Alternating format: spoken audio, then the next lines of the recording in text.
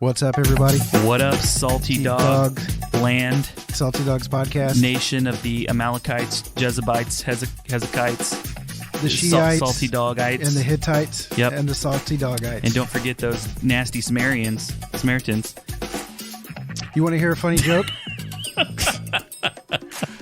Yes. I don't even know if I should say this or not. I'm Say going to it. say it. Say it. I used Do to it. joke about saying the Hittites, the Shiites, and the biatches. Just because of the Shiites sounds like something else. Yeah. Yeah, just drop that. That was really bad. I'm live too. Why are you a Christian? Because the Lord saved me, even though I've got this whole thing going on. Do you know the unforgivable sin? You just committed it. It's not even real. I think that's it. Awesome. Okay, so It's good to be here. Yeah, Let's it's good to dive be in. here. Let's get this thing rolling. yeah, I have a question that I want to ask you. Ask me the question. So I have two things that I can tell you about and talk to you about up front, and I'm going to let you guys choose. You can let me choose. Choose Yeah. my own adventure time on Yep. Salty Dogs podcast. So you can hear about my most recent parenting revelation that I've had, Okay. or you can hear about a scandalous book that I received in the mail today. I could go to any church on a Sunday and and hear read. about a child parent revelation. So let's hear about your scandalous book. You want to hear about? Okay. Yeah. So Do you agree, Brad? Brad's here. Welcome, Brad. Hey, yeah. He's there. what's up, Brad? He's Yeah. going to kind of be in the background for a little while, but yeah. And then we'll he's get to here. him. So you want to hear about the revelation? Yeah. Okay. So No, I said no. I can go anywhere to hear that. I want to hear about the book that showed up. The okay. scandalous. Okay. Perfect. Scandal. So I went out to my mailbox today, and there was a book in there, and this book, I can't believe it was about. Basically, it was a book about the end times, and so it probably was. I don't even know. Maybe it was like 60 pages, and I have the name written down here. And at first, I thought that somebody that I know maybe dropped it in my mailbox for me to read it, but then I flipped it on the back, and it said current resident. Like the address. It was addressed to the current resident. But how hilarious would it be if, like, you had Christian friends that disagreed with your theologies and doctrines, and you just went and like mailbox bombed them with a book that was like against their theologies or trying to correct their heresies? That would be really good. I actually plan on reading it. I've read a couple chapters of it so far. Oh, okay. Yeah. Anyways. The book is called it's called National Sunday Law: Forces Unite Amidst something crisis. I have the word messed up. Okay. But anyways, it is all about this person's interpretation of what is going to happen in the end times, and about how America is a great, great, great nation, almost borderline idolatrous of how highly they speak of America. Anyways, Christian nationalism, right? it's a thing. So it was just so interesting. So I don't even want to get into a conversation about thoughts about Revelation in Revelation theology. There's a word for that. What's that called? End times theology? No, isn't there like another fancy word for it? Brad, Eschatology. Eschatology. Eschatology. I said it first. I don't want to get into that.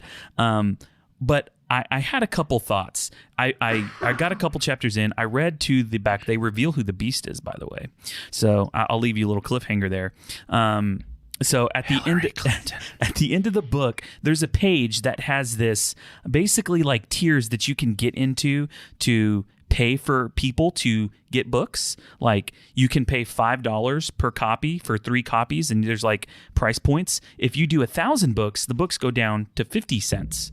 So at the lowest point, you could be a savior to 1,000 people potentially for as little as 50 cents or $500 total, or you can pay $15 for a Are you getting paid for this infomercial on the Salty Dogs podcast? So I just started to think about the intentions behind this. Like, why would somebody mail this out?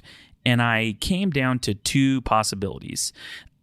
A best case scenario is that there is somebody out there that cares deeply about the eternal, I guess, being, like where people are going to spend eternity. And so they've decided to write this book and then have people fund it for it to go out into mailboxes and all this kinds of stuff. So in best case scenario, people care and want people to know Jesus. Best case scenario. Okay. The worst side of that best case scenario is that it's packaged in fear, and that that's the delivery. Like, What is their hope? My hope is, in the best case scenario, that someone would read this, be terrified that they're going to be eternally separated from God, tormented forever, tossed into the lake of fire, and then that they will give their life to Jesus that way because they read this and I've introduced them to this truth. Mm-hmm. What a great way to start a relationship with the most loving being, I guess most people would say. Creator God, Yahweh, right? Yahweh, Yeshua. Yes. Like He out who of fear. saves, And the interesting loves. thing is that no one would ever encourage anyone in a human relationship to start a relationship out of fear. Ever. No one would ever say, Yeah. you know, if you're talking to a guy or a girl and they say that the person that they're talking to uses fear to get them to do things or to profess their love, no one would ever say, that's a great relationship. Yeah. Go ahead You know and walk why I on into dated her that. and fell in love with her? She scared the crap out of me. I was terrified. Oh my gosh. Terrified. Okay. I feared for my life. So that's the best case scenario. Okay. The worst case scenario is that somebody actually saw a really good end to leverage fear to make lots of money off of people selling, sowing their seed into the kingdom. Well, think about how much they spent to print and then mail those things. Well, but I just thought about the $5 markup. Like, there's a clear incentive to go ahead and just do 100 books for, the 70 cents. I should have chose total the instead child of 5. revelation story. Right. I want to go back. Can I do over? Mulligan. I'll share them both. But what do you think about that? Man, I think that's an entire episode Gosh. of talking about fear-based evangelism. Man. And here's the crazy thing is I got a podcast recommendation for you.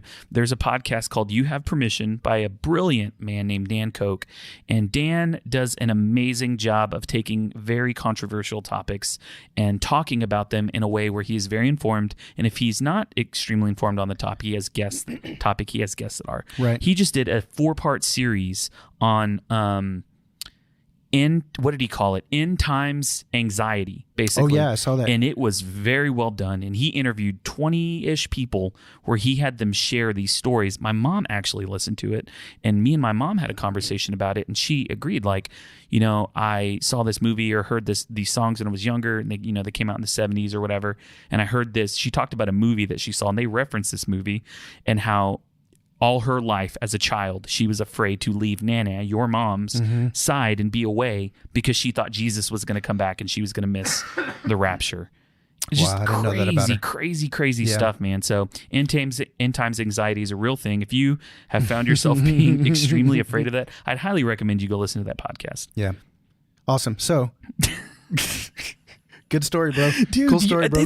It blows my mind. That's fun stuff. We could talk about it another time. Yeah, right. I know. So speaking of books showing up in your mailbox. Yeah. Oh, how about that segue? Boom. Salty Dogs Book Club, patreon.com. I just feel like you don't want to hear / Salty Dogs talk about Podcast. anything. And we have a new book club that we're starting. And so for the book club tier, it's $25 a month. And we're going to be reading a book. We'll mail that book out at the very beginning of the month. And then we'll take 2 or 3 weeks to read it. And then we'll do a Zoom call at the end of the month to actually discuss that book.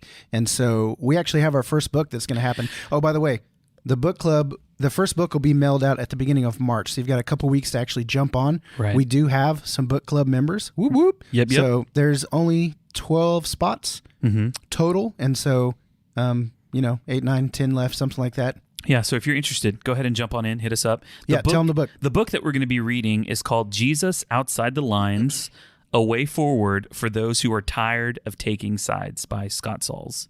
Yeah. And Brad actually said that he read the book, thought it was a pretty good book, said it was challenging. How many stars did you give it on Amazon? I didn't review it, but I probably need to go back and do that now. Thank you. Awesome. Sweet deal. So I think that's about the only announcement we have. Yeah. Brad. We were very announcement heavy last time. We don't want to do that. We're trying to just dive into it. Yeah. This time we were banter heavy just because of you. I chose the wrong story. The other story was we would have gone too deep way too quickly. You think so? Yep. You can't ever do that. It was it was good. I think people would actually enjoy us getting way. deep right up front. What would you do if you got skipping. that book in the mail? I'd probably throw it away. I'd flip through it and I'd probably get upset. Then I'd write a blog about it. And I would text you and we'd talk about it.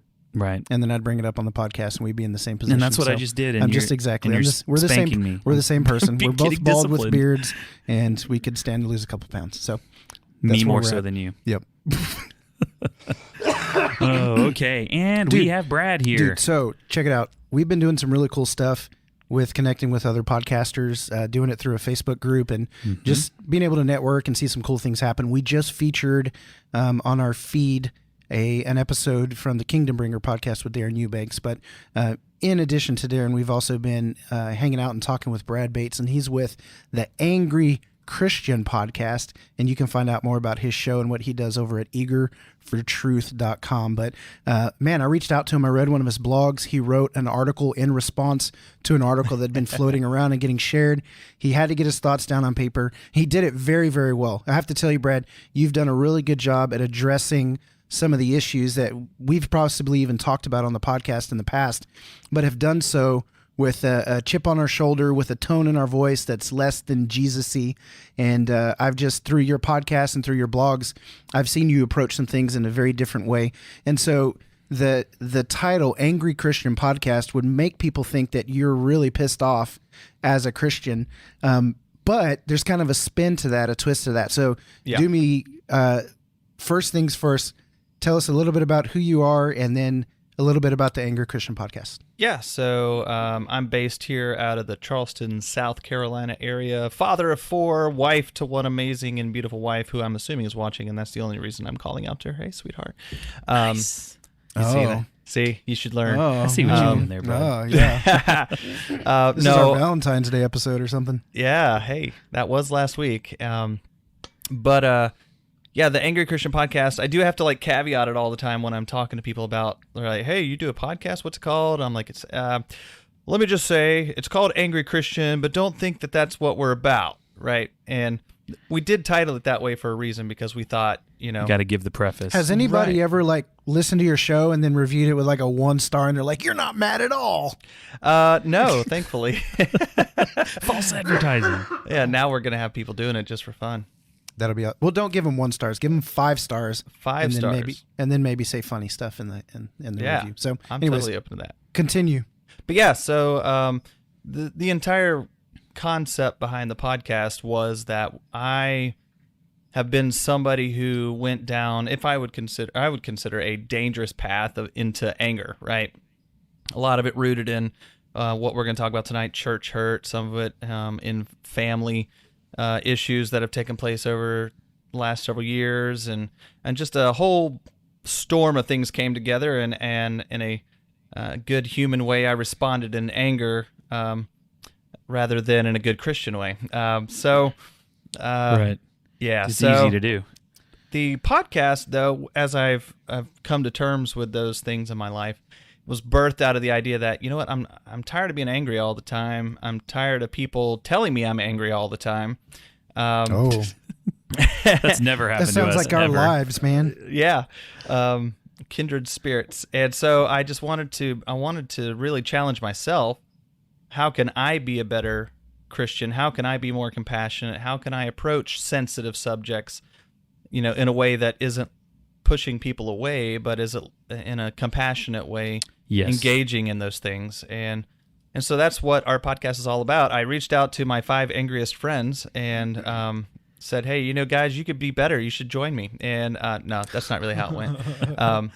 No, I reached out to them because each of them has a different part of my life involved with them. So like one of the guys, Michael, we call him Michael the Wise. He's the oldest of the like Gandalf the White? Yeah. That's quite the honor. He is. Chris, and he's the only one that has a title, too. So, hold on. I'm going to have Christopher name me right here on the podcast. Jason the what? Brad, you can continue. Dang it. He'll have to okay, go by back the to end of this podcast, you've got to figure it out. Yeah. Now I'm not going to listen to him. I'm just going to be there's so much pressure. So Michael is one that I've known for 20 years almost. We went to college together. We've been through a heck of a lot. He's seen me in my life, in my best and my worst, and so he was somebody I wanted to bring on. Jonathan is a guy who actually started out when I was a youth pastor. He was in my youth group as one of my kids, my youth kids, and then he ended up living with us for a year before he got married, and so he saw some sides of me that probably others don't have that privy to, right, outside of my wife. And then let's see, Brian, he's a guy that I actually have not physically met. Brian, he's a host of ours, but he lives in Indiana, and somehow I think we came across paths years ago on like a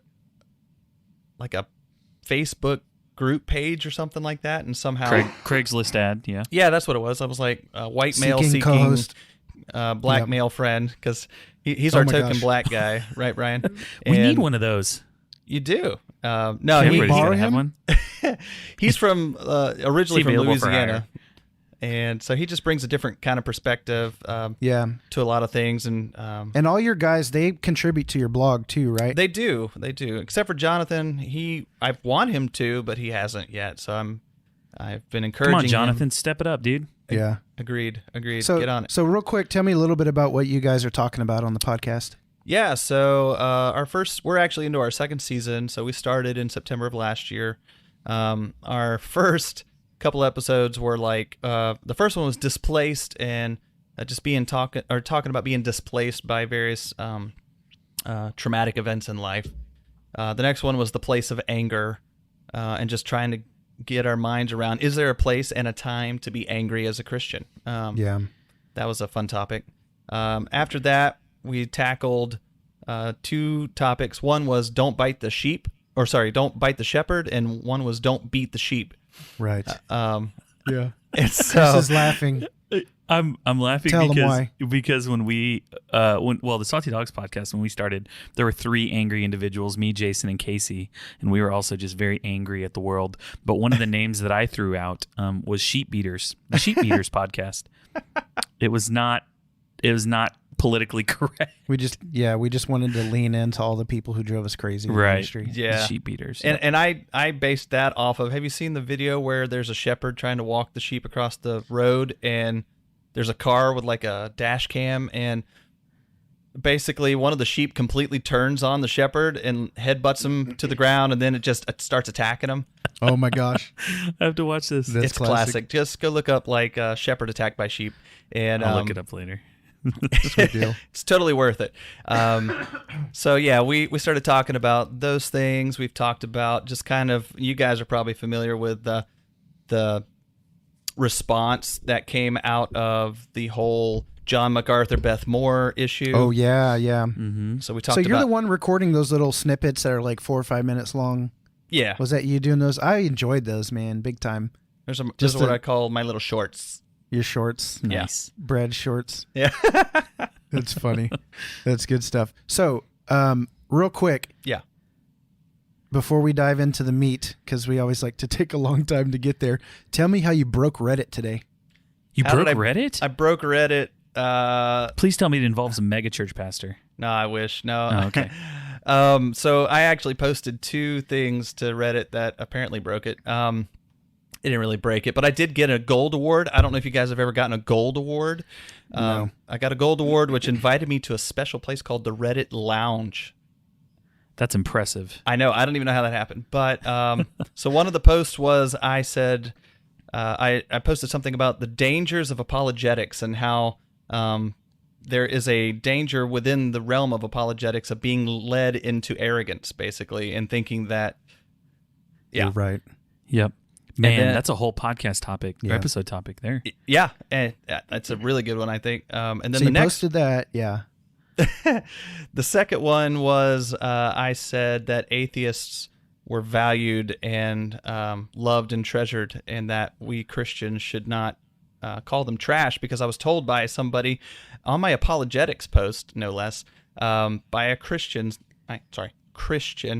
Yep. Quote unquote. that atheists were trash, and I was like, I'm sorry, say what? And so I had to Yikes. respond to that, and I called him out straight up on Reddit, and he even jumped on that thread. He was like, I'm the one who said that, and I think that's true. And I was like, you're an idiot, dude. And So you had how many comments by the end of the day?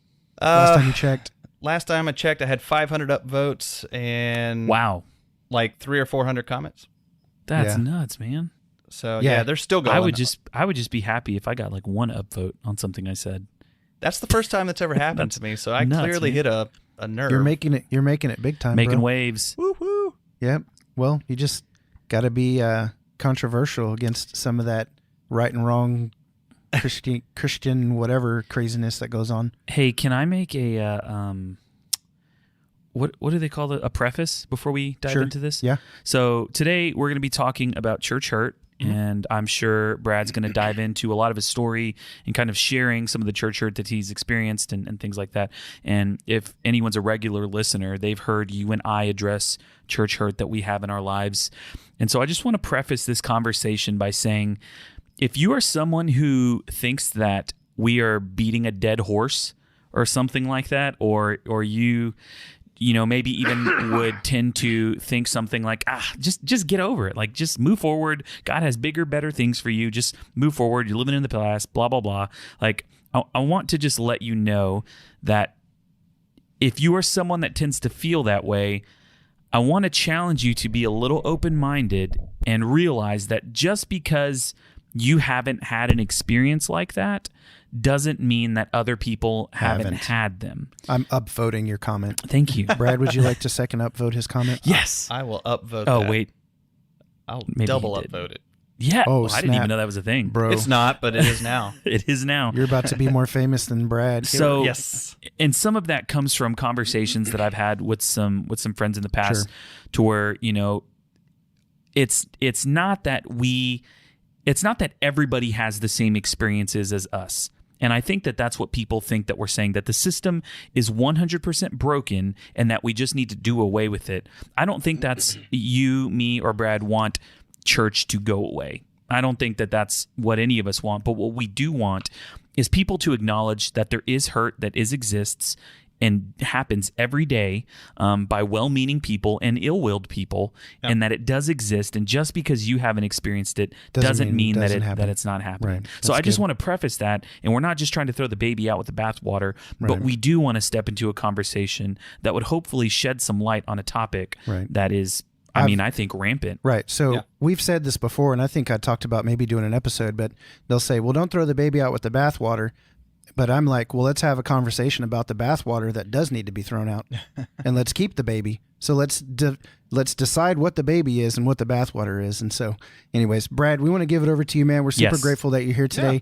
I'm so glad the Lord has connected us through social media. It's a double-edged sword. This is the good edge that brought us together to be sure. here today to talk about this. And so, definitely don't want to make light of your experiences, but I know you're kind of on the other side of them now. And so we just kind of want to glean and learn whatever we can from some of your story. So just kind of take us back and tell us whatever you want to tell us about this journey you've been on. Sure. So let's go back to day one when I was born. No, There was a bright light. all I know is it was dark and there was this tunnel and this light. Oh my gosh. No, I actually was born into a pastor's home. So my father was a pastor. He is not The the old first. PK life, eh? PK to the extreme. If anybody wants to know what it's like, it's kind of like being a military brat. You get to move around a lot, and everybody looks at you and says, they must be a good, outstanding child because AKA their dad is the pastor or whatever. But grew up in the pastor's house. My grandfather was a pastor. Both of my uncles on that side of the family are pastors still. And so to say that it's in the blood, I guess you could say, there is an aspect of that. My brother is a pastor. He's a church planner. So I guess it was only a natural fit that at one point in my life, I was probably going to be faced with the same decision. Though I ran from it, I'll be honest, for a while. But I recall, as most kids, we don't pay attention very much to what happens at church from probably being born until I was in high school. I didn't really care, right? I didn't pay attention. I got saved at 7. I did the whole walk down, say the magic prayer, and that was that on a Wednesday night. And I can even remember the guy's name. His name was Arnold Moon. He was the revival preacher in a Southern Baptist church in West Virginia. And How about that? Yeah. So got saved. Didn't really pay attention to it, but I went. I knew that I was getting bored with church, I guess you could say. And when I got to What high age was school, that? Do what? As a teenager, you're bored with church. Yeah, as a teenager, I was getting bored with church. So somewhere around my junior year, I started kind of doing the typical teenage rebellion, and getting into the things that I'd been warned about in church not to get involved into. And Dancing? dancing was definitely not one of them. One of the things you shouldn't do. No, actually, I did do that. I went to a country two-step bar up in Greenville, Oh, South no. Carolina. Heck yeah. Yeah, man. And Learned they're how to. teenagers with that bumping and grinding. That's right. Got Hootin'. to bust out some Footloose here in a minute. But, it started getting really heavy into the party life. And it lasted probably from the time I was 17 to 19 years old. And I just remember one night I just kind of had my God smack moment, right? I was in the middle of really bad decisions. And I just, sudden conviction fell on me. I was like, man, I have really gone down the toilet in a very short period of time. And the conviction, I was completely wasted out of my mind, but I've never sobered up faster than that particular night. I got in my car and I actually drove back home. We lived in the parsonage next to our church, which is, if you've ever been a preacher's kid and lived in a parsonage, is always fun. To be the guy Never. that lives, Not me, but yeah. No, Yeah, not me. No, it's a blast. So you never had an excuse to not be at the church functions? Yeah, pretty much. I mean, if I could literally walk out my bedroom door and walk into the church, pretty much. Yeah. But Yikes. yeah, that night I drove back to the church. It was probably 2 a.m. It was a Saturday night. I was supposed to be in church the next day. And I just remember just feeling terrified. And I just got down on my knees in the middle of the parking lot at 2 a.m, pitch black, staring up at the steeple and praying to God that he would not kill me. Wow. That was where I'd gotten to. I was just like, please, Lord, don't kill me.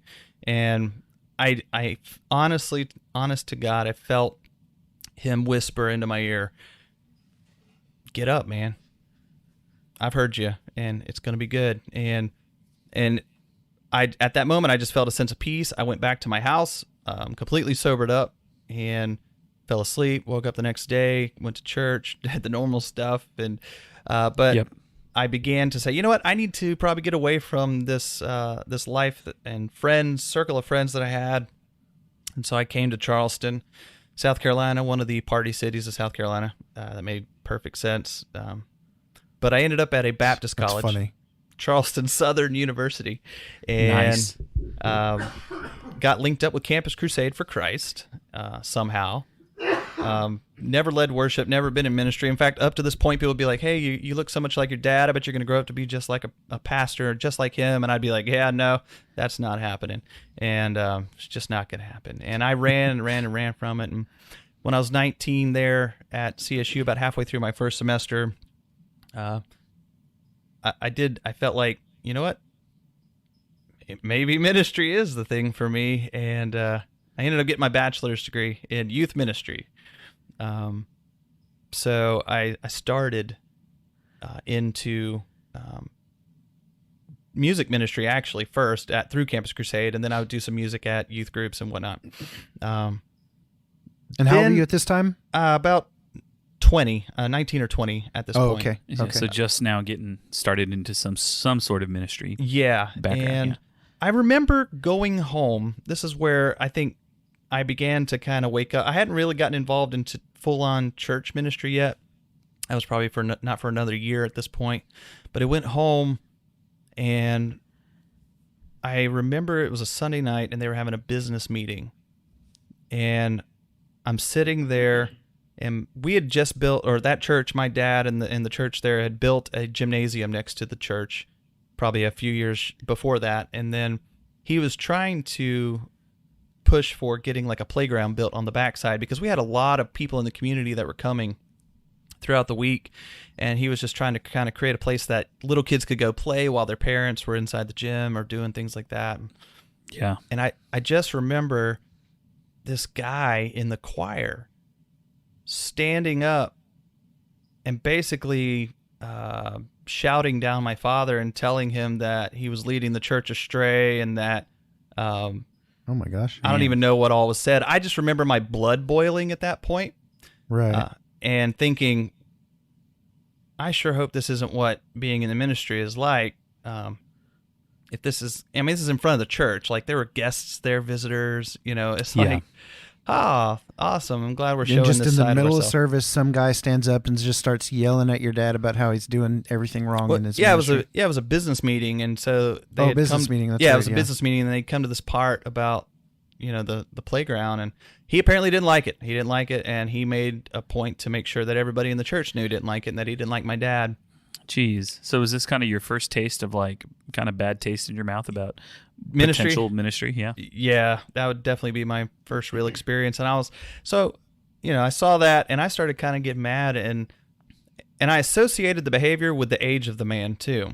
Oh yeah, older generation. Yeah, so I was like, he's an older guy, so it must be Was that he a deacon? I bet he was a he deacon. was a deacon. Those freaking deacons, man. Bro, I wish a Freaking deacon deacons. would. And it's interesting that his son actually was a deacon as well, but his son took him aside. And A he straight family of deacons.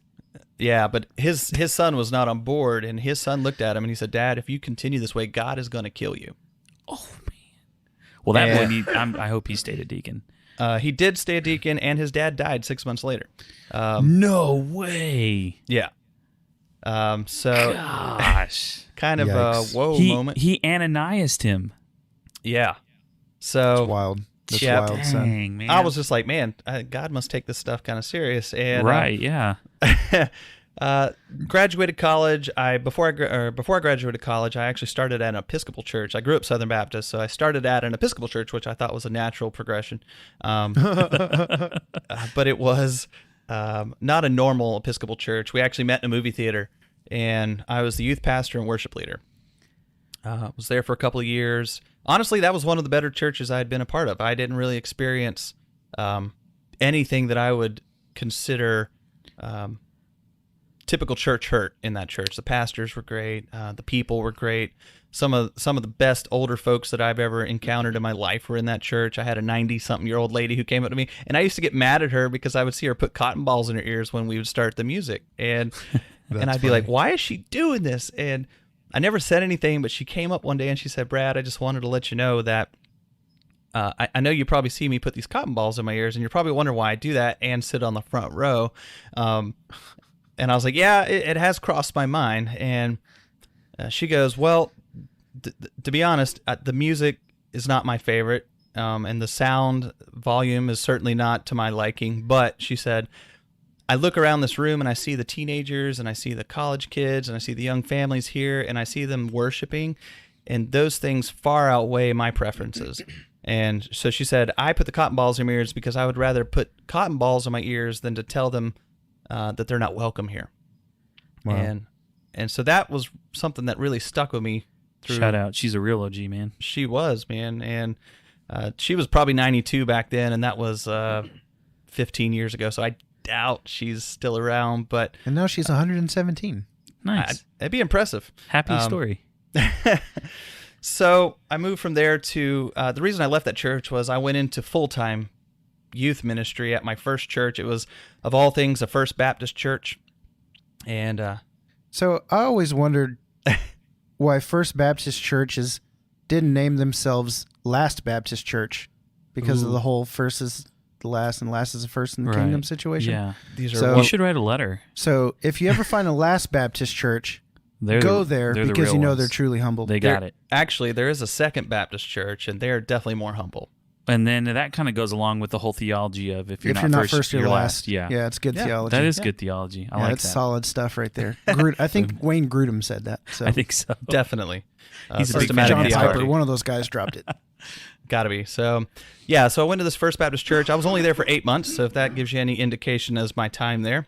Their potluck sucked. You had to get out of there. That You're was like, it. No, "I it need was to go actually a find large somebody else." church. It was a very small country little town. I think our entire county had 3,500 people in it. But the church had like 500 people. And my youth group had 60. Nice. I had like 60 kids in my youth group. But I had several experiences within a short period of time there with parents who hated me because I dared to have some standards, and then I had an older lady who got mad at me because I wore flip-flops with my khakis and button-up shirt, and she confront me about it. What she did was she waited till Easter when I showed up to play in the orchestra in a suit and tie, and she came over and passive aggressively complimented me. She said, "My Brad, you look really nice today," and I said, "I really appreciate that. Thank you very much." She could have left it there. She chose not to. She goes on to say, "I mean, Brad, you really look like you could actually worship Jesus now." Yikes. Oh. And I went, "I'm sorry. What? I'm sorry, what?"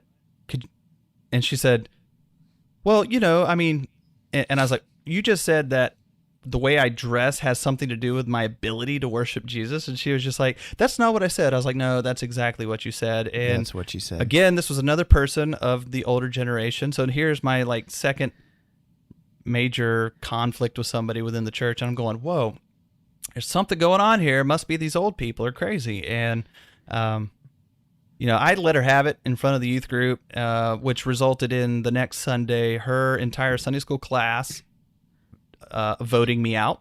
They didn't actually put it to the church, but they did take a roll call to see who actually wanted me there, and apparently none of them did. Really? Their yeah. Sunday school class. Yeah. So they just set up their own vote. Like, hey, how many of you here don't like that Brad boy? Yeah, pretty much. The one with the flippy floppies. Oh I had to go. Yeah, the flippy floppy guy. Old people call them thongs. That's If true. their worship leader coming to church in thongs. I love your old person country accent. Yeah. It's really good. I'm really not even changing my voice at all. You're kind of doing it though, a little bit. Yeah. No, it's Sorry, it's a Brad. Good, it's a I good like it. impression. So up until this point, you've had a couple of ministry experiences, but Yeah. each time you're kind of making a move, you're still kind of at odds with this older generation, with Yeah. their opinions and their preferences and Yeah. those kinds of things. And I Yeah. mean, obviously, in a business meeting, seeing somebody yell at your father, Right, that's pretty bad stuff. But even just the little things, kind of like the nitpicky stuff Yeah. along the way, that stuff starts to wear on you a little bit. Oh yeah, because I'm sitting here looking around and I'm like, you're worried about my sandals more so than the teenagers that are in this church or anybody in this church in general. You're more concerned about the fact that I'm wearing flip-flops on a Sunday and that has somehow violated something. And I just couldn't reconcile that in my head. I started getting really frustrated with the fact that people were elevating their preferences to such a high level. And and time after time, I kept running into this. And so after 8 months, I was like, you know what, I'm done at this church. I had another run-in with a pastor who basically told me I wasn't good with people. So that pastor at that church said I was not good with people. Then he accused me of stealing Communion wafers. he accused me of stealing from the church budget, even though it was money that came out of my paycheck that he had advised me to set aside for ministry expenses. But then he accused me of stealing it. And I was like, wow. How can I steal from my own paycheck? But okay. Yeah. And Robbing, stealing from Brad to pay Brad. Yeah. It was so... to say the least, he's not there anymore. He's not in the ministry at all there anymore. So, because he got caught stealing money. I don't know what happened. I didn't really care after I left. I was like, I'm done with this place. Right. So 8 months there, you're out. Went back to school for about a semester and a half, and then my wife got pregnant. So I decided, I guess I need to go back because I had taken off full-time work, was working a part-time job, and then she got pregnant, and I thought, I probably need to consider going back to work to support my new child that's coming. Yeah. And so I took a job in a church that I didn't want to do. I took a job in a church that I knew was everything opposite of what I valued. And oh man.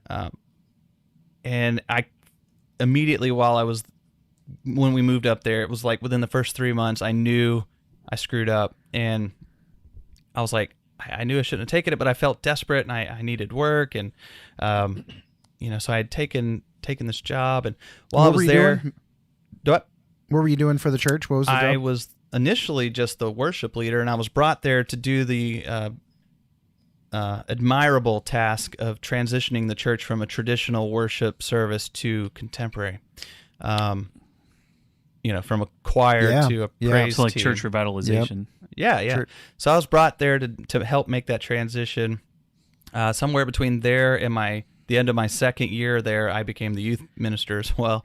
But Oh yeah, they like to do that, don't they? they do. They're like, hey, they didn't pay me anymore. I still got the same pay, but Right. that never changed. And so within the first 3 months, I introduced what I called a worship ministry covenant, which in the Baptist church is a no-no. And Oh, yeah, never really? introduced the term covenant or contract or anything like that, unless you're talking about the pastor to the church, and that's different. But I wanted to kind of just create a set of standards for the worship ministry that said, hey, and it wasn't crazy. I got the pastor's approval. I got the chairman of the deacons approval on the document, which, by the way, the chairman of the deacons was in my choir. And then I introduced it to the choir, and I said, hey, if I want you to read through this, sign it. If you agree with it, if you don't agree with it and you don't want to sign it, well, then you're not in line with our values. So I will help. I'll be more than happy to help you find another ministry in this church that might be a better fit.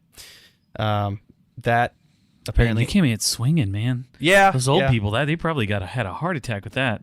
They did, and I in 1 week I went from something like 30 or 40 people in the choir to 15, including the chairman of the deacons who approved the document. oh, So he just Yeah. kind of accepted the terms of the user use Yeah. without. He checked the box and he He didn't checked read the it. box and he didn't scrolled read. all the way down. Yeah, he was like, oh wait, he actually meant this, and so he didn't sign it and he quit, and so that was fun. One of the older ladies in the choir, so here we're back to this older generation conflict with Brad Bates, and one of the older ladies took me into the pastor's office the next week, and she had taken the contract and taken a red marker and just kind of bled all over it. Mm-hmm.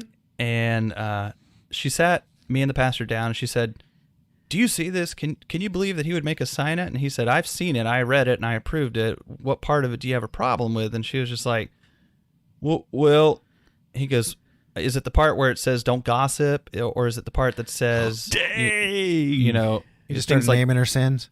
yeah, He- I put that in there. I was like, don't he gossip. reached down into the sand and started writing something, and Right. she got up Yeah, and walked she off. started stuttering, and he goes, look, no. he goes, get down to it. He goes, what's your problem really? And she turned around, pointed at me, and she goes, my problem is I'm not going to take instruction from some 25-year-old kid. I'm 60 years old and have been in the church my whole life, and I'll be doggone it if I'm going to take, correction from some 25-year-old kid. Oh boy. So I was like, Yeah. And What do you say to that in that moment? You just let the Spirit rise up and shut your mouth. I sat quietly. My All pastor, the proverbs come flooding back, like don't open your mouth. yeah, don't speak. Let the fools reveal themselves here. Right. No, my pastor responded. He said, he goes, I figured that was your problem. He said, he goes, the reality is I hired him to do this job, and if you don't like it, you can quit. And Dang! Shout out to Pastor for having your back. yeah, he always had my back my entire 2 years there, and I really appreciated that about him. But over the course of that 2 years, we ran into the church. I was accused several times of trying to run off the old people, and maybe I was. I don't know, because I think deep down inside of me there was a bitterness towards older people. Well, you had mentioned this one time where you fastened a whip and then flipped a bunch of tables, and then the old people, you were just like, yeah, and just, I don't know. Yeah, Maybe that probably didn't have anything to do with it though. No, probably not. No, I was definitely accused of that. I was also accused of trying to split the church up because we introduced the idea of doing two services, one traditional, one contemporary, and they didn't like that. And they actually brought us up in front of the church, me and the pastor, and they basically threw a bunch of accusations at us in front of the church with visitors there. Oh, man. And it got so ugly. We had people crying like, oh my God, what is going on? And my pastor, God bless him, he stops. He goes, you know what? I see what the problem is. He goes, Speedy, he was the chairman of the deacons. He's like, how about you come up here? Brad and I are going to walk out. You guys are going to vote to keep us here or not. Dang, straight up. And he responded. He said, no, I'm not doing that. He goes, oh, yes, you are. It's clear that you guys don't want us here, so you might as well go ahead and make it official. And they were like, no, Man, no. that's some crazy stuff, man. Oh, yeah. And so Holy moly! Can It's I- going down. can I- was this South Carolina? Can I North coin the Carolina. phrase? North Carolina. Can I something in coin the water phrase out there, pastor bro. balls? That's some pastor balls right there, man. Like, oh, he was a bull in a china shop all the time. Which, Wow. that's a thing. It is Yeah, now. yeah. That describes that, man. oh yeah, Don't look at And, me like that. Cojones. I mean, and to some degree, sometimes you have to be. But I feel like when I look back on it, I was like, man, the pastor and I were probably pretty intense too, as well. You know, Right. And we'll cross that bridge in a little bit. But the pastor ended up leaving probably a few months before I did, and I strictly remember the week after he had left, his last Sunday, deacons had their official "What do we do" meeting, and they invited me, and I was like, "Oh, guys, you really want to invite me to this?" And so they went around the table, and they're like, "Guys, what do we do?" And they, you know, each of the deacons was like, "We should continue this and that, and blah blah blah, and keep doing what the pastor was doing." And got around to this other guy, again, another senior adult in the church, and they looked at him, and he said,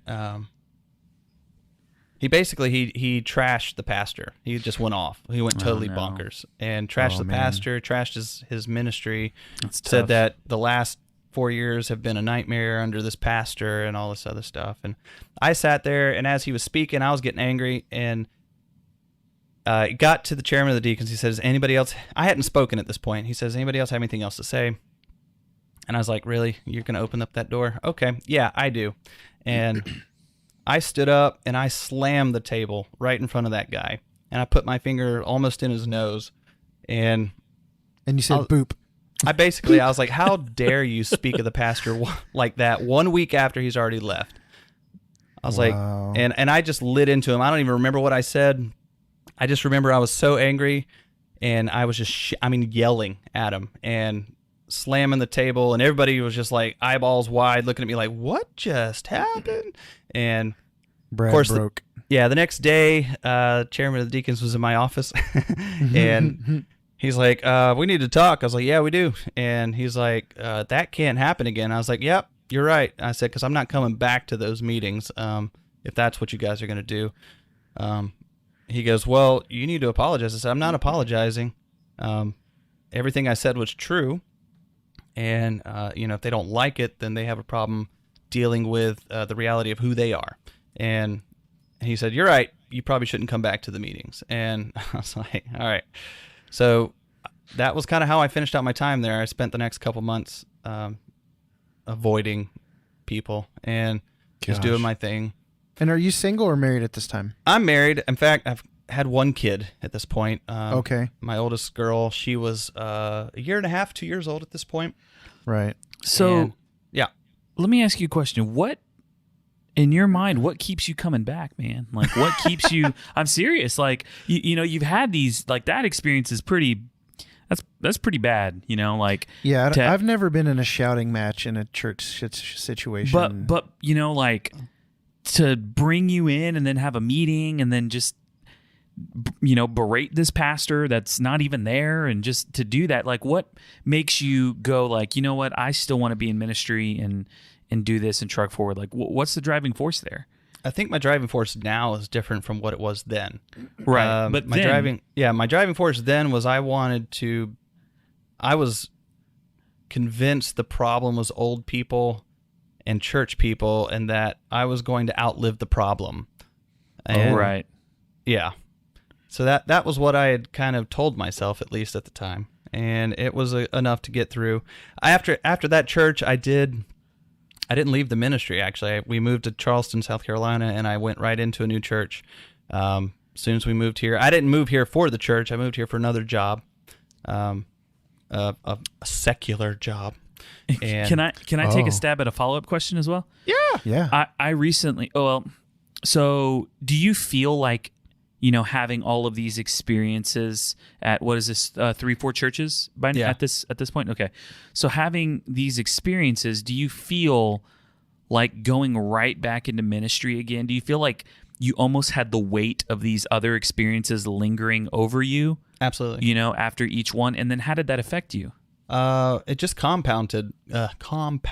Honestly, I never dealt with it, and so it just continued to build, and that was part of what got me to where I was a couple years ago, because it just compounded. I didn't deal with it. I just let it fester, and I would go into these other churches. In fact, the church I went to right after that, I had settled in my mind that I wasn't going to connect with anybody there, that I was only there to make some money, lead music, and if they wanted me for anything else outside of Sunday morning, they weren't getting it. They weren't getting a relationship with me. I was just the music guy, and that was all I was going to be. So obviously by this point, I'd already started really, I guess, becoming calloused. Yeah. But I think this is like human condition, right? Like we can't help but bring all of our experiences and all our relationships into the next relationship. Yeah. So I mean, we do this. We do this dealt in with. unless they're dealt with, or you get into relationships, like let's say you have a girlfriend and then she's like terrible, and then you break up with her, and then you have another girlfriend and she shows any sign of acting in any way like the last one, well then you're already going to like put her in the same box and think Right. that she's that same person. Yeah. And the truth is, like, they're not the same people. Maybe they deal with some of the same problems and some of those things manifest differently, but you really start to kind of project your past experiences into your current experiences. So Absolutely. So you talked to, I know there's a little bit more to your story. I don't know if you're going to get into it, but you talked a little bit about, you're carrying this stuff with you. Yeah. You're not really dealing with it. You've got this chip on your shoulder. Yeah. You're in this new ministry experience. Old people suck. So you've disconnected. Maybe start to tell us a little bit about how, I think you were getting at it, like kind of realizing like, it's not just them, it's me, right? Yeah. Like you're the common denominator Yeah. in the situation. How do you start working through some of that stuff? Yeah, so I'll be honest, I didn't really start to address it until 2018. So what's the time gap between the last experience that you just told us about and then 2018? 2009 and 2018, so 9 years. Gotcha. And in that 9 years, I was at two different churches. Okay. Oh, okay. Yeah, so the second church I was at leading up to 2018, I had been there for about 7 years, 8 years almost. So Man, that's a long time to be at it's a a long church. time. Yeah, and especially when the typical youth pastor, and I was the worship leader at this time, but the typical youth pastor role is maybe I think 2 it was years, 18. right? Yeah, I thought I heard the last statistic I heard when I was a youth pastor was 18 months. Yeah, Oh, really? Something like yeah, that. 18 to 24 months is Wow. the typical tenure of a youth pastor in a church. And then they move on to bigger, better things like church planting. Mm-hmm. Yeah, that's just getting their feet Don't you wet dare! in ministry. Don't you dare bait me, Jason. Sorry. But So you were at this other one? yeah, I was 7 at this other church for 7 years. In that time, I had become involved in what I told myself was cultural and political engagement. So I started actually getting involved in politics pretty heavily and cultural engagement, standing up against abortion and gay marriage, and starting to be vocal about that kind of stuff on social media. Right. And the job that I had taken when we moved back here to Charleston in 2009, I had been there for almost 10 years up to this point in 2018. And up to this point, I just become such an angry Christian. Like, it came out in social media. I let people, I was the guy who was right all the time. Everybody else was wrong. There's not angry Christians on social media. Let's not fool ourselves. I was the social media warrior. Have you ever seen the JP Sears video, Social Media Warriors? No. We have a No. Facebook group called Social Media Christian Warriors who think they're Christians that me and Jason lead. You want to join it? Yes. I'm not joking. So No, hold on. I'm gonna type this in. Social media Christian warriors. No, Social Media Warrior, and that is JP Sears. And are they serious about this, or this No, is it's a parody? totally comedy. Like, he's a Oh, comedian. okay. Yeah. No, I was but it's spot on, right? Like the way he Okay. describes being a social media warrior is this. He's That's very great. bold as long as he's got a computer in front of him, and oh, that dude's hilarious. yeah. I know Yes. that guy. Yeah. He's funny. Okay, good stuff. so that was me, right? I was that. I had become that. I was beating people up in chat rooms. I was, You were poning him. You were Oh, owning man. him. yeah, man. I was Weaponizing breaking scripture. Reddit every day, and Yeah. eventually around September, I had posted a response to a university here in South Carolina that they had posted this guy who was talking about just the inclusiveness of the campus, and then he signed it with his pronouns. He's like, my personal pronouns are him, her, whatever. And in my snarky way, I responded and I said, well, I am so glad that you pointed out your pronouns because it was difficult to tell that you were a man based on your picture and your name. Right. That was not nice. No, it was not nice. They deleted it from the university page.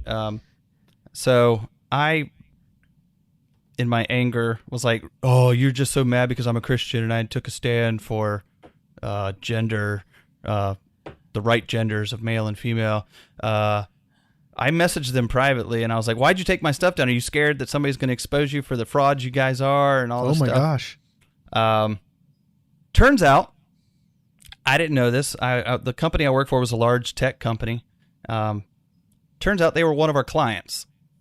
And oh no. Yeah, so they found out where I worked and they called the CEO of our company. When I say big company, I'm talking like big company. We're talking like the Microsoft of the nonprofit world, like big company. And oh man. Next thing you know, it wasn't in September, it was in October, Halloween day of all days. I walk into the office, HR grabs me and says, we need you to come in here. They sit me down and they tell me I'm fired. And they cite my social media comment. And yeah. Wow. So I've heard of this kind of thing happening before, like people like news reporters and people, they'll tweet something and then they get fired for it. So like that actually happened to you. Absolutely. So what do you have to say real quick to people who are out there just like going to town in the comments saying all kinds of stupid crap? Like, yeah, but leveraging morality and leveraging rightness, like I have to tell you you're wrong because I believe that you're wrong based off of what I believe. I mean, I just think that the truth is like you can't say whatever you want. No, you can't. I would say sometimes it's just best left unsaid, not because it's not true, but because social media honestly is really not the best environment for these types of engagements. I can count on one finger the amount of times that it's actually worked in my benefit. And I actually had a gay friend of mine ended up coming to church because of it. But say that again. Only one time has my social media engagement actually produced something positive, and I had a gay friend of mine who actually ended up coming to church out of it. Yeah. And we're still friends. And we were not I think then. I've heard this I didn't know heard this story in one of your last episodes. Yeah. Yeah. So getting fired obviously was a bit of a wake-up call. Man, I also just want to say, like, I know that props to you for just being vulnerable and honest. Like, it's not easy to hop on here and just air out, like, it's one thing to talk about, the deacons saying this and this and this, but that's a whole nother thing for you to share, like, hey, here's what I did, here's what I said, and I did this. So, I mean, props to you and thanks just for your honesty and vulnerability as you're sharing this stuff. I appreciate that. Yeah, I'll be honest, I denied it for a long time. In fact, I pushed it off as my company being anti-Christian. I even called lawyers trying to get them to file a lawsuit for religious discrimination. Yeah. So that's what I did for the first couple of months of being fired, was telling myself that I was wronged. Right. Yeah. Not, you couldn't even accept it. You were still kind of in that mindset. Yeah. But I don't know if it was just during that 9 months of employment, God really began to convict me that, you know what, you've got a big mouth, guy, and you're kind of angry, and you kind of need to deal with this. And don't you see where it got you? It got you no job after being there for almost 10 years. Now your family is without insurance and health care. Now your family was without an income. You just bought a house. Good job, pal. Oh, man. Way to put your family in, at risk here. So let me ask you, like, I mean, I've been through some of this angry Christian social media warrior stuff. Like, I've said some really mean things to people on Facebook before, and I've kind of been there. But I guess all the while I kind of knew I shouldn't be acting that way. Did you ever kind of have that you need to chill out, or I did. Did you feel totally justified during that time? Sometimes I questioned whether or not I was doing the right things, but what kept me kind of doing it was all the pats on the back from pastors and from Christian friends who were like, dude, you're so bold, you're out there. And I was just like, yeah, that's it. I'm just bold, and people just can't handle the truth. And yeah, man. But you look back on that and like the Lord corrected you. Yeah. And I don't blame them. I'm not saying they're the ones at fault. I'm just saying that motivated me. It was like, yeah, for sure. I felt that. like, oh yeah, I've got something to be proud of here, not ashamed of. Yeah. So do you feel like this how did this tie back to the church hurt that you had experienced? I mean, because you had that, like, there's a progression, I bet, so how did your church hurt affect, the incident that happened with, what you said, and then ultimately you losing your job? Yeah. Did it affect it at all? I think it was certainly part of it. Like I said, at this time, the church I was involved in, we were going through a lot at the same time. So it was like, all this is going on, but at the same time, there's a lot of crap going on in the back rooms that people didn't know about. Like, I had the youth pastor and I were best friends at this church. And like that summer, he left the church and quit talking to me for like 2 years. And oh man, I felt like, dude, we were best friends. Like, when I say best friends, I'm talking like he would call me and say, what's for dinner? Like, not asking, do you guys want to come over? Yeah.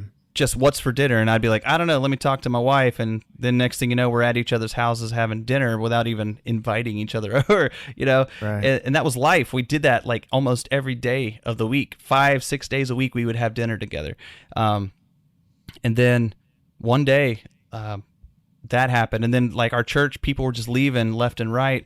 I had several people who were blaming me for leaving the church. And I had several people who were in leadership who, I had one lady at that church. This is not even an exaggeration. Our pastor had taken some time off and went for a year and moved to Indiana before he came back. During that time, they made me the associate pastor of the church. And so I kind of oversaw things while he was gone. When they got back, we had a big like leadership meeting, and I had a lady who was one of the elders' wives with me standing there. She said, we really appreciate that Brad's been here, but he's not our pastor and never would be. Man. And I was like, oh, cool. And what hurt more was that the pastor didn't say anything to that. It was like, he just kind of let it go. And he was like, yeah, and I'm like, hold on.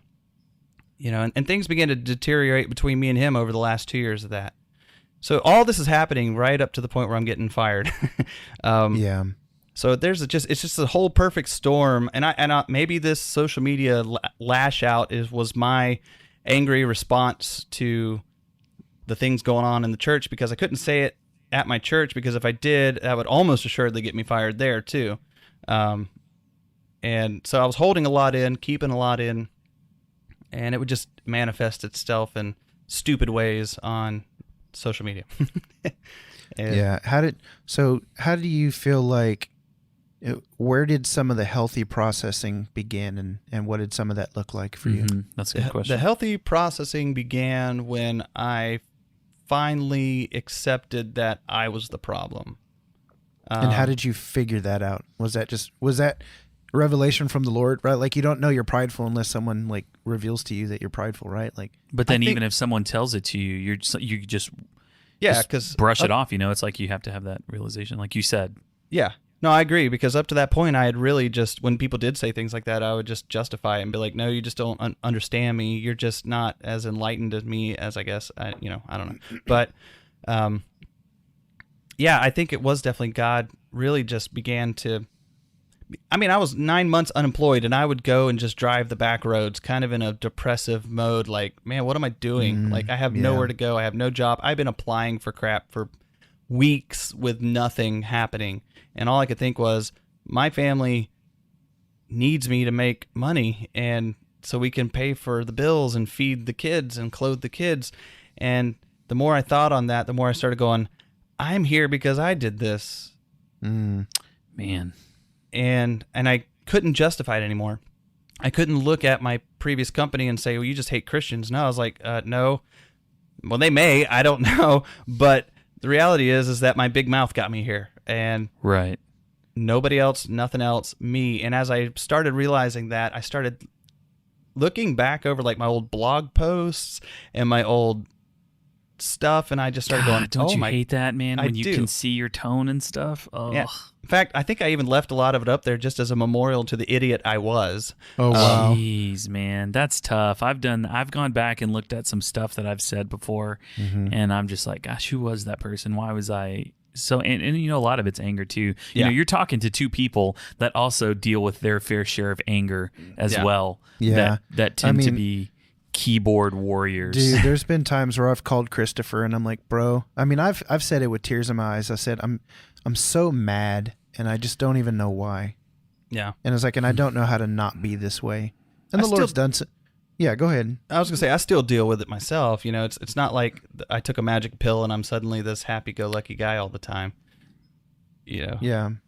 I wish that keto solved it all, but it doesn't. Keto solves a lot, though, I'll just say. It does. You know, I think that just that general realization that I was the problem, and I nobody pointed it out. It was just when I had 9 months to sit and think about why I was here.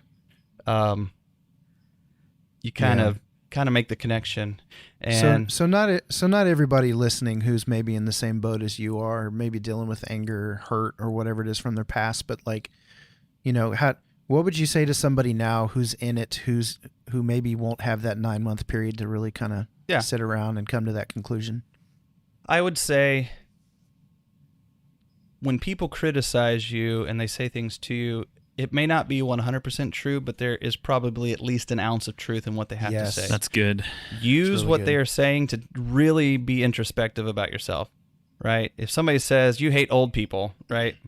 You're That's like, pretty I extreme, have and a you're grandma. going, dude, I don't hate old people, right? But if you start thinking about it, and if I started thinking about it, which I did, Yeah. I started going, man, I have had a lot of bad experiences with older people, and I dare say that I've really built some walls between me and them. In fact, now I feel like I've got a better relationship with older people than I ever have in my whole life, you know. Wow. And in fact, I value and appreciate them far above anything I have up to this point when it came to them. In fact, I regret a lot of my attitude. I wish I could go back to my younger self and say, shut up. Just shut up. Yeah. Stop. No, that's pure gold right there. And I just want to reiterate that, like, take the criticisms that other people are sending your way and actually weigh them to see if they carry any weight of truth, any ounce of truth concerning you. And because it's really easy to write that kind of stuff off. But the question, the way I put it is, I would say, ask yourself, what if they're right? And then take it to the Lord and say, God, you show me. Right. Am I a jerk? You know, am I unkind? I wrote a blog post about this. I got called a liar and a heretic, and a sheep biter. No, I was. Eater. It was said that I was of my father Satan, and that I believed nothing about the scriptures and this, that, and the other. And I got pissed about it, so I started blogging about it. And the blog actually turned into like, well, what if they're right? Yeah. You know, what if I am a hypocrite? What? Yeah. And I'm just like, you know what? I do have some hypocritical tendencies, and I'm not perfect. And, you know, but Jesus says something somewhere about, what does he say? Agreeing with your accusers? Mm-hmm. Agree quickly. Agree quickly. And I don't hear a lot of teaching about that. No. There's not a lot of deep Bible study or sermon series talking about agreeing with your accusers. There's a lot of pastors that will preach about not being accused as elders of the church and not allowing accusations to be made without witnesses and without whatnot. Witnesses, one, 2, or 3, whatever it is. Yeah. No, that's gold. Go ahead. If you couple that with what you're saying with, I also took that to my wife, right? So I said, sweetheart. Oh yeah. That'll do it. Are they seeing something I'm not? Do you agree with them? And she would look at me and be like, Dude, And I was you like, know, you do agree with him. You do agree with him. All right. you know, we had a conversation here. It may have been this last episode or even the episode before. I think it was. Where I talked about how, I asked my wife, like, hey, what are some character flaws that I have, like, in my life? Like, what are some areas that I really need to work on? And I mean, she told me, and it hurts to hear those things. It hurts to hear them from, your loved ones, the people closest to you. But if you're somebody who is to a point in your life to where you're like, I am just so unhappy and this and that, and I feel like I'm always angry, like, ask the people that are closest to you. And if you have any shred of doubt in you, and like, why would the people closest to you lie? Like, about how you really are. And so I think that we can trust those voices in our lives. If you really, I went and had a beer with a buddy the other day on Sunday night, and did you dance too? No, Sinner. We just did line dancing. Line dancing. We did line dancing. Oh gosh. Yes. But we got into a really big conversation about, and well, here, I'll get to share my big parenting revelation. Boom. I told him, I said, I was thinking the other day, and I was thinking about my son and parenting, and specifically how I react in situations, and how my kids are always watching everything that I do, and how I was talking to somebody about the Enneagram, and they were like, "Oh, what number do you think your kids are?" I was like, "I don't know. It's really too early to tell." And they're like, "Well, just whatever number you want them to be, give them that childhood trauma from that, and then you can shape them to who you want to be." And I was like, "Oh my gosh!" But the idea that we can affect someone so here was my profound thought, that like, I like the phrase that I've been telling myself just over the past couple weeks is be the man that you want your son to become. Mm-hmm. I mean, and you can even extend that to children, like be the man that or be the human, the person that you want your children to be, because there's a lot of things in me that I've inherited from my parents that are not good qualities and that are not good characteristics. And when you start thinking about how that affects our children, it's a pretty good push to change. Yeah. I was going to say, I bet you can't guess what my number is on the Enneagram. Are you an 8? I am an 8. How did you know? Oh, good job. Yep. I wouldn't have been able to guess that. I think just another important thing that I wanted to kind of pull out. I'm a of 9, this, by the way. Sorry. I'm a 7. 7, 8, 9. Yeah. That's funny. There we go. Why was 6 afraid of 7? Because 7, 8, 9. Do you remember that dumb joke? I do. Okay. I told it when I was 5 years old. Yeah. I remember. Actually, I don't. Just another important thing. Like, I've realized this about myself before, and there's been times where I've had to say it to other people. But you are the common denominator in all of your relationships. No. You are the common denominator in all of your interactions with human beings. Yeah. You're it. And so a lot of people will say, well, it's just them. It's just the old people. It's just the deacons. It's just the SBC churches I served in. It's the church plants. It's right. the pastors. It's just to this. It's the just staff, to that. But you are the common denominator in all the places that you go. Right. True. And so you really, again, one of the things we've been talking about a lot on our podcast recently, I guess recently is just our last episode, but introspection and self-awareness, like, it's so important to be able to look to self and to be able to self-diagnose, and look into the different things that you're experiencing or whatever it is, and just be aware of how you are and who you are and the way that you're being around others. And that's just super important. So I think we kind of got on the angry train, I think, more than the hurt, the church hurt train. More than the church hurt train. But no, that's totally fine, but I think the anger probably stemmed from the hurt. Oh, absolutely. So, what do we say to somebody? And it could be the same thing we say to somebody who's angry, but what do you say to someone who's been hurt by the church, who, who's been in your position where they've seen their family or friends yelled at by deacons or pastors or fired or kicked out or whatever it is? Yeah. Well, can we define something before he answers that? Absolutely. Okay. I mean, I think a lot of the common denominator in church hurt often has to do with people and how we're treated. I mean, no one ever is hurt by the pew. And I mean, like, I hate that pew. That pew. It's like someone has done something to you, said something about you. I mean, like, there's always another human involved in any type of, I think, church hurt that experiences. And so I just kind of wanted to throw that out there and shape that, or put that before whatever your answer was going to be. That is, oh man, it's such a good question, because it's hard to tell somebody don't get offended, and not to hold this Right. over the whole church, and that's the danger, and that's the danger I fell into, or the trap I fell into, was that I began to paint with broad strokes the whole church based on my few experiences. Yeah. And what I found is that when I began to be honest with myself, was that I found that not all churches and all church people are like that. And when I began to stop going into each church experience with those presuppositional thoughts of, this church is going to hurt me, these people are going to be like this, when I put that aside and just said, you know what, this is a new group of people, they are not the people I just walked away from. There may be people here that are going to hurt me, but you know what, I'm not going to go in here expecting that. And I'm not going to hold over them the hurts that they didn't give me. In other words, I'm not going to hold them accountable to the wounds that somebody else gave me. Oh, that is good. Say that again and make it more profound. Okay, I'm not going to Make it rhyme. I'm not going to hold others accountable for the wounds that they didn't give me. Dang. That's Yikes. good. We Yeah. can end the podcast right there. Goodbye. Okay, see ya. Plug pull. Oh no, we lost the audio. Oh, it's gone. No. I did Man. want to Gosh, throw that's something good. out there when you were talking about what was it? It was the self-awareness, just being able to do the self-introspection. Right. There is going to be people that when you start talking about it and being transparent about it, that are going to accuse you of being falsely humble.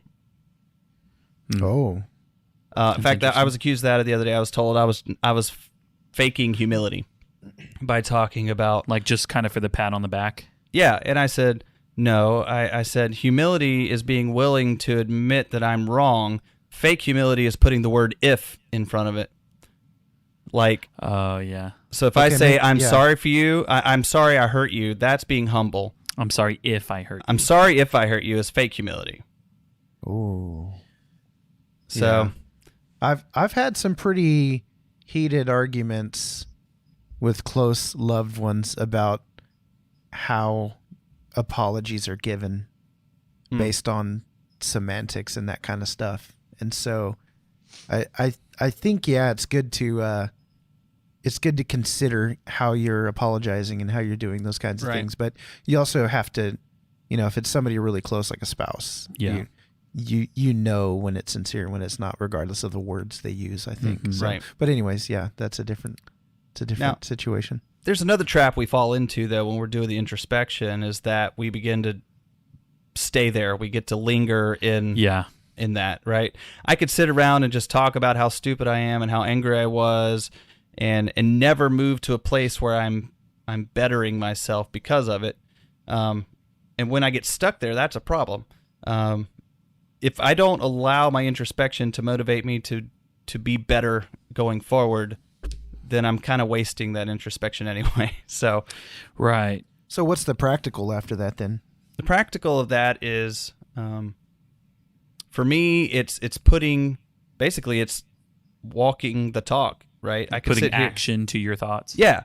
And something that really put that into perspective for me was 1 Corinthians 13, where it talks about how we can speak the truth, we can speak the languages of heaven, we can do all these things, but if we lack love and compassion, then we are no better than a clanging cymbal, and that we're basically wasting our time.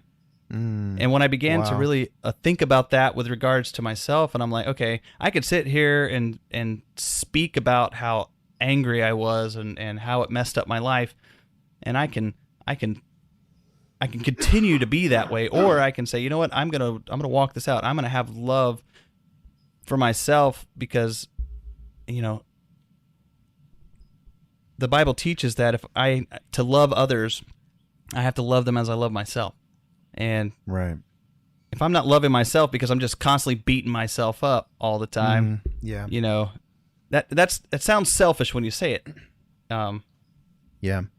Like- You just made me think of something. It's totally possible to speak your mind and give your your opinion and share your convictions and speak truth and stand up for the Bible and for the Word of God and what's right, and do that in such a way that you are simply noise.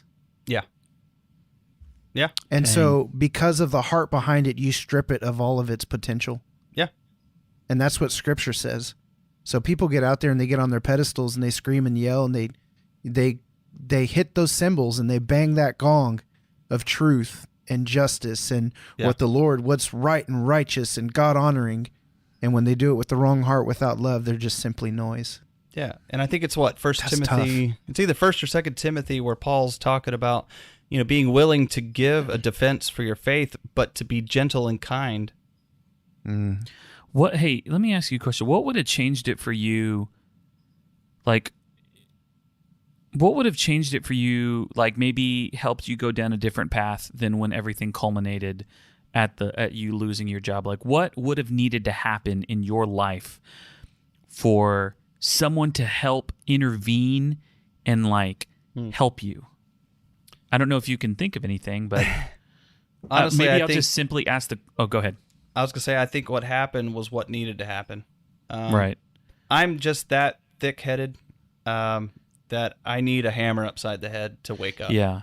So you don't think maybe someone coming alongside you and sticking it out, even as tough as it was, and being there, and you think you really did have to kind of hit a floor for you to go, oh man, something as serious as we don't have health care, how are we going to pay for this? All that, it's kind of the wake up call you needed. Yeah, I think for me it was that way, but I wouldn't say that I'm necessarily the standard either. For each person it's going to be different. You never hope that anybody's going to hit rock bottom to be able to snap out of their projectile or projection. Sorry. Right. And that was me, but others may be quicker to learn from others' mistakes. Wasn't it? It was on your last episode, The Battle of the Ages, where one of the guys was talking about it being absurd to live by the ideology that you just learn from other people's or you learn from your own mistakes. Yes. Right? They're saying, no, you learn from other people's mistakes. For sure. That was Michael the Wise. Oh, I quoted Michael the Wise. Michael the Wise. It's very quotable, that wise Michael. No, and that is true. I mean, and he used the example of touching a hot stove. You teach your kid not to touch the hot stove. You don't want them to learn by actually burning themselves. My daughter touched a hot stove today. Yeah. And she burned her hand. Yeah. And I told her not to waste that experience. I did. After I put some aloe on it. Oh, okay, Yeah. good. Yeah. No, but basically said your kids ought to come into adulthood with all of their childhood scars, having learned from all their experiences. Oh, man. Yeah. So anyways, that's good stuff. Don't you feel good that I actually listened to your podcast and retained things from it? Yeah. Makes me feel warm and fuzzy. I had a long drive from Houston to Wichita. So. What he's saying is he ran out of all the other podcasts that he used to listen to. No, I purposely listened to Angry Christian Podcasts. That's not what you told me. Stop. I'm kidding. You, Christopher. I'm kidding. I love to stir the pot. I'm a pot stirrer. You're a pot stirrer. And I think a lot of it... You know who else stirs pots? Witches. While they're casting spells. They stir cauldrons. Okay. Oh. They don't stir pots. Right. Silly. Okay. But, well, the reason I had asked you that question earlier about, is there anything that anyone could have done to maybe help you see a little bit more clearly? Because I'm thinking about our audience and just people who, have gone through church hurt. And I feel, for me, I've had some church hurt, and I feel like the most common response that I've received from people is one of frustration and anger when I talk about it. Mm-hmm. And maybe that's because sometimes I paint it in broad strokes and they feel like they get caught in the crossfire. That's what happens. We have a lot of pastor friends, and so sure. Yeah, you throw a net and they, or you give a description, they fit it. It's like stereotypes. Right. And so I guess I'm just trying to think of other people. How can we help other people in the midst of their church hurt? Yeah. And I don't know if that's simply acknowledging their, I don't know. It's all different. All church hurt is different. So it can't really be prescriptive. I think, something else that helped us was that my wife and I actually went to counseling. That's good. And up to this point in my life, I had always been like, dude, counseling's for losers. You got to be really messed up to go to counseling. Guess what? I was really messed up. I needed to go to counseling. And you were a loser. And I was an absolute loser. And that's what you just said. I didn't say it. You said it. So she and I actually went for like 7 or 8 months last year, and sitting through that and facing the church hurts, because our church hurts weren't just from church people. We experienced probably our deepest wounds from the pastors we served under, and Gosh, that's tough. and staff Ouch. people we served alongside of. Those sting worse, man, because you think you're in the trenches with these people. Yes. And they Those probably that- say the same thing about me, honestly. For They're probably sure. looking back on the situation and say, well, Brad, he was my staff who went rogue, and in fact, I know You it's think been you know a said guy, about me.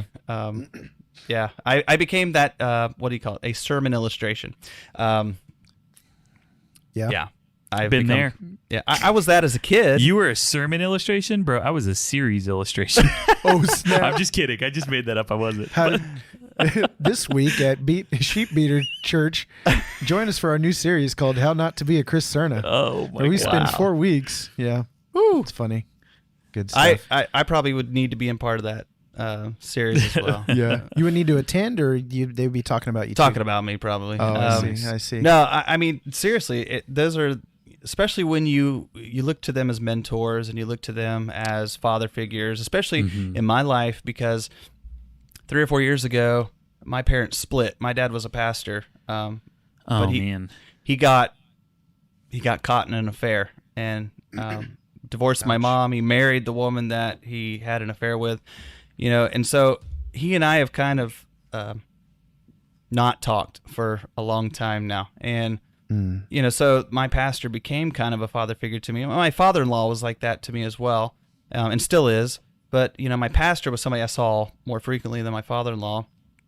And so I kind of adopted him. I even said it to him, like, I see you as kind of a father figure to me. You know the situation with my dad. And in spite of that, I still got hurt. And, it was just like, ooh.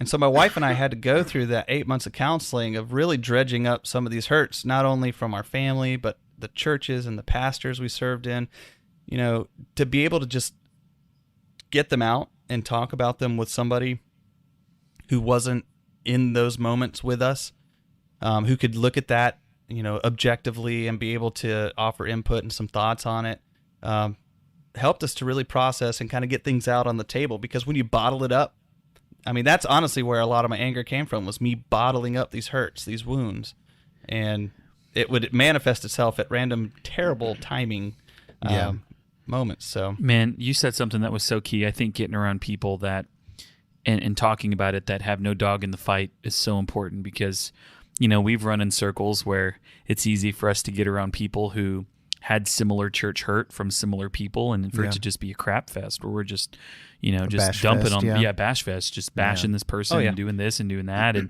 that's not that's super unhealthy, and, Right. and you don't get anywhere. You just wallow in that filth. And I think getting around somebody who it's like, hey, they can just listen, they can give insight, hopefully godly, Christ-filled insight and direction. That's so key. Yeah. I think in a lot of this. agreed. To moving past. Oh, yeah. And it's easy, I think, as human beings to fall into the trap of gathering people around you who are hurting like you, because you just Birds become of a a giant feather. echo chamber of, this is fun. Echo chamber. Yeah, That's the word. Misery loves company, as they say. it really does. And you almost are hesitant to give up that misery, because that means you might have to actually move on from it. And give up the community that you found because of the misery. Yikes. Yeah. You said something earlier, just talking about loving others as you love yourself. Yeah. And I think just from hearing just the totality of your story, and then hearing about your dad and his struggle and that kind of stuff, a lot of this story has shown a really ugly side of people, and a quote unquote ugly side of Christianity. But the truth is, this is the real Christianity, and these are real people who are really broken, who are learning to try and love, learning to, they're trying to learn to love and be like Christ, but everybody's still really struggling with just, the hurts and their pains, and you get everybody in a room who's struggling with hurts and pain, and it's going to surface. But man, can you give our listeners just a closing word, or a bit of advice, or just what do you want to leave them with, and then we'll call it. Yeah. I mean, simply put, the reality is the church is made up of broken people. Right. We're all broken. We're all scarred. We're all wounded, emotionally, physically, mentally, all of these things. And, don't look to the church as the ideal of perfection. That's good. When you begin to hold them in that place, you misunderstand the church. The church is who Jesus came for. Jesus, who is perfect. His bride is being perfected, but we're not perfect by any stretch of the means. And when we have the wrong expectation of the church, we're setting ourselves up for that failure, that hurt, that wound, because we're going in there thinking, well, these church people should be different. Well, they should be, sure, but they're still human, and they're still gonna make massive mistakes. Right. Mm-hmm. Yeah, that's good, man. I appreciate it. Brad, thank you so much for sharing your story, man. Yeah, man. This was really good. We had some gold there at the end. Oh yeah, really good stuff. There was lots of good stuff. Yeah, I took way too long to get to that gold. I'm sorry. No, that's all right. Yeah, you were setting up the equipment to mine, man. Yeah. It was That's good. right. It was very good conversation. If this conversation, listeners, if any of this has resonated with you, or you feel like this has been a conversation that has been helpful, shoot us an email. Let us know. We'd love to share that stuff with Brad. Jason, where can they shoot us an email at? saltydogspodcast@gmail.com, or go to the Salty Dogs, or what is it? saltydogspodcast.com. No the. Yeah, there's no the. saltydogspodcast.com. We have a contact us page, and you can hit us up. Right, and we'd love to have some salt, because we didn't have any salt today. So we want to read your words all over the airwaves. So let us know. Just, you can, do that. Do Please. that thing. I'm going to cry if you don't. Eagerfortruth.com, right? Yep, Eager for Truth. And Angry Christian Podcast. You're on all of the fun podcast outlets, Apple all the Podcast, above. Google, all those places. Cool. Are you on social media anywhere that people can find you if they would like to? Our Facebook page is actually Recovering Angry Christian. Okay. But if you look at Recovering Angry Christian, but it will take you to Angry Christian Podcast. We also have Angry Christian Podcast Group, where you can join in the conversation and have fun with us. Yeah, go join his group. Yeah. Go do that. Love to engage with you. Yes, join the Salty Dogs. Salty Dogs Christian Podcast Group. Yeah. Sweet deal. I don't think this will be the last that you're hearing of Brad or Angry Christian. No, not at all. There's some cool things in the works. Yes. They're only saying that because I'm sitting here. When they get off the air, they're going to be like, yeah, let's never bring that guy back. That was total crap. We're not even going to run that. Yeah, it's like, what happened? Dude, I can't find the video. I can't share it. I don't know what happened, man. It's Facebook. there. We can see it. Weird. That's funny. Awesome. Well, let's call it Salty Dogs Book Club, patreon.com/Salty Dogs Podcast. We really want you to join. We got spots. We want to read cool books and have good conversation. We want to talk to you. We don't have friends. Yeah. We've made them all mad. So That's come right. be our friends. We've pissed them all off on Facebook, and so they don't want to even talk to us anymore. Yep. It's sad. I wonder how many times I've been unfollowed. I've wondered that about myself too. If you've unfollowed me and you're listening to this, let me know. I thought you were going to say And let me know why. something else. I've had some people that said they were